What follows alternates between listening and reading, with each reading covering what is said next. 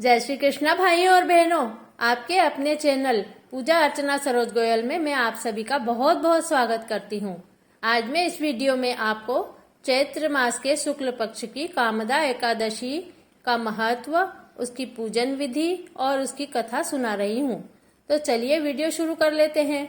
सबसे पहले मेरी आपसे रिक्वेस्ट है कि अगर आपने मेरे चैनल को अभी तक सब्सक्राइब नहीं किया है तो जल्दी से मेरे चैनल को सब्सक्राइब कीजिए और बेल आइकन को प्रेस कर लीजिए, जिससे मेरे आने वाले वीडियोस का नोटिफिकेशन आप सभी को सबसे पहले प्राप्त हो।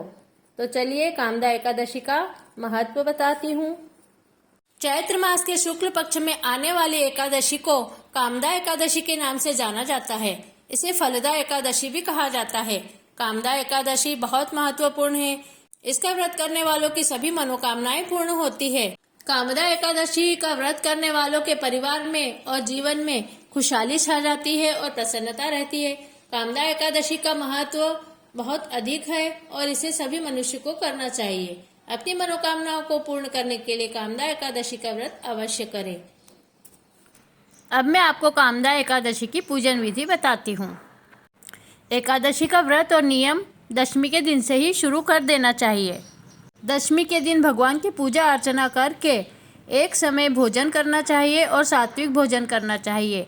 सूर्यास्त के बाद भोजन नहीं करना चाहिए। 11 के दिन सुबह ब्रह्म मुहूर्त में उठें और नहाने के जल में तिल, गंगा जल, तुलसी की मिट्टी या आंवले का रस, इनमें जो भी मिल जाए वह डालकर पवित्र स्नान करना चाहिए। उसके बाद स्वच्छ स्नान करके साफ धुले हुए वस्त्र पहने और लड्डू गोपाल जी की पूजा अर्चना करके और 11 के व्रत का संकल्प लेना चाहिए। उसके बाद घी का दीपक जलावे, धूप देवें और नैवेद्य लगाकर भगवान की आरती करना चाहिए। इस तरह भगवान की पूजा आरती करके ओम नमो भगवते वासुदेवाय की एक माला फेरना चाहिए और शाम को भी धूप दीप करके और रात्रि जागरण करके भगवान के करीब भजन कीर्तन करके 11 का व्रत संपूर्ण करना चाहिए। 11 के दिन 11 की कथा अवश्य सुनना चाहिए। तो चलिए मैं आपको कामदा एकादशी की यह कथा सुनाती हूँ। चैत्र शुक्ल पक्ष की कामदा एकादशी की यह कथा वाराह पुराण से ली गई है। इसे धर्मराज युधिष्ठिर के कहने पर भगवान श्री कृष्ण जी ने उन्हें सुनाई थी। श्री कृष्ण जी ने कहा, हे युधिष्ठिर, एक समय राजा दिलीप ने गुरु वशिष्ठ जी से भी इसी प्रकार निवेदन किया था। तब महर्षि वशिष्ठ जी ने कहा था, हे राजन, चैत्र मास के शुक्ल पक्ष की एकादशी का नाम कामदा एकादशी है। जिस प्रकार अग्नि सूखे काष्ठ को जलाकर भस्म कर देती है, उसी प्रकार कामदा एकादशी के व्रत के प्रभाव से मनुष्य के समस्त पाप नष्ट हो जाते हैं और पुत्र की प्राप्ति होती है। तो सुनिए, मैं यह कथा तुम्हें सुनाता हूँ। प्राचीन काल में एक रत्नपुर नामक नगर था। उस नगर में ऐश्वर्यवान नामक पुंडरीक राजा राज्य करता था। वहां पर अनेक गंधर्व, किन्नर और अप्सराएं निवास करते थे। उसी नगर में ललिता और ललित नाम के दो स्त्री पुरुष अत्यंत वैभवशाली घर में निवास करते हुए विहार किया करते थे। उन दोनों में आपस में इतना घनिष्ठ प्रेम था कि अलग हो जाने पर वे अत्यंत व्याकुल हो जाते थे। एक समय की बात है कि राजा पुंडरीक अनेक गंधर्वों सहित एक सभा में क्रीड़ा कर रहे थे। उस समय वहां पर ललित गंधर्व भी सबके साथ गाना गा रहा था, किंतु उस समय वहां पर उसकी प्रियतमा ललिता नहीं थी, जिसके कारण वह ललित गंधर्व उसकी स्मृति के ध्यान में मग्न हो रहा था। उसे अपने गाने की ओर किंचित भी ध्यान न रहा और वह अशुद्ध गाना गाने लगा। इसकी चुगली नागराज करकोटक ने राजा पुंडरीक से कर दी, जिसके कारण राजा ने क्रोध करके ललित को श्राप देते हुए कहा, रे दुष्ट, तू मेरे सामने गाना गाता हुआ भी अपनी स्त्री की स्मृति कर रहा है, इसलिए मैं तुझे श्राप देता हूँ कि तू कच्चा मांस और मनुष्य भक्षण करने वाला राक्षस हो जा।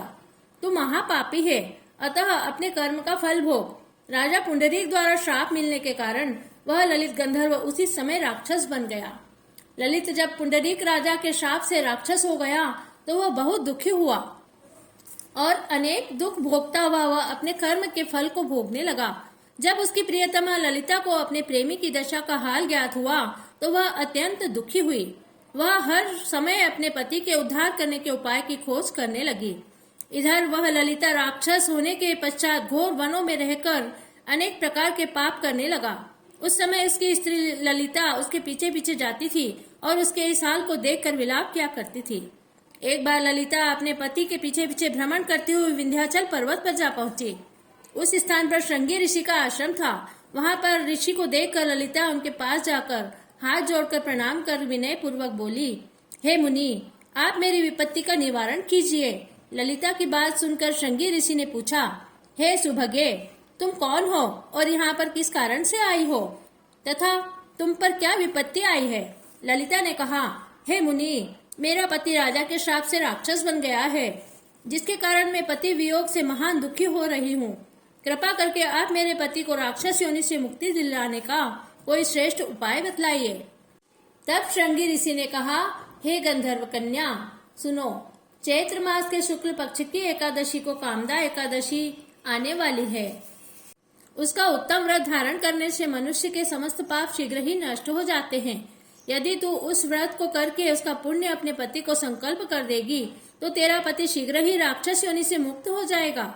मुनि द्वारा बताने पर चैत्र मास के शुक्ल पक्ष की कामदा एकादशी का ललिता ने विधिवत व्रत धारण किया और द्वादशी के दिन ब्राह्मणों के सम्मुख भगवान से प्रार्थना करती हुई बोली, हे प्रभु, मैंने जो यह व्रत किया है उसका फल मेरे पतिदेव को प्राप्त हो और राक्षसी योनि से मुक्त हो जाए। इस प्रकार ललिता द्वारा कामदा एकादशी के प्रभाव से उसके पति ललित की राक्षस देह से मुक्ति हो गई और उसे अपनी प्रथम देह प्राप्त हुई।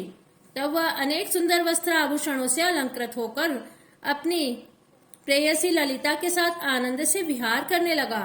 श्री कामदा एकादशी के प्रभाव से वह दोनों पहले की अपेक्षा अब और भी अधिक सुंदर हो गए और पुष्पक विमान पर बैठकर स्वर्गलोक को चले गए।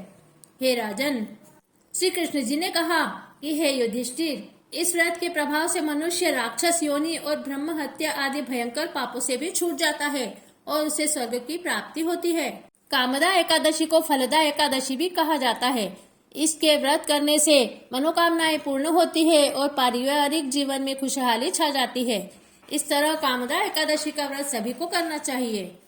अगर आपको मेरा यह वीडियो पसंद आया है तो आप मेरे चैनल को सब्सक्राइब कीजिए, मेरे इस वीडियो को अधिक से अधिक शेयर कीजिए, साथ ही बेल आइकन को प्रेस कर दीजिए जिससे मेरे आने वाले वीडियोस का नोटिफिकेशन सबसे पहले आपको प्राप्त हो। जय श्री कृष्णा। 10वीं एकादशी आती है चैत्र मास के शुक्ल पक्ष की कामदा एकादशी। इस दिन वासुदेवाय नमः का जाप करना चाहिए और इस दिन लौंग का प्रसाद चढ़ाया जाता है। भगवान को 5 या 7 लौंग का प्रसाद चढ़ाएं और लौंग का ही दान करें और शाम को जब आप लौंग का प्रसाद लेवें तो केवल 1 लौंग ही ग्रहण करके अपने व्रत को पूर्ण करें। इस दिन व्रत करने वालों को टिड्डी की योनि से छुटकारा मिल जाता है।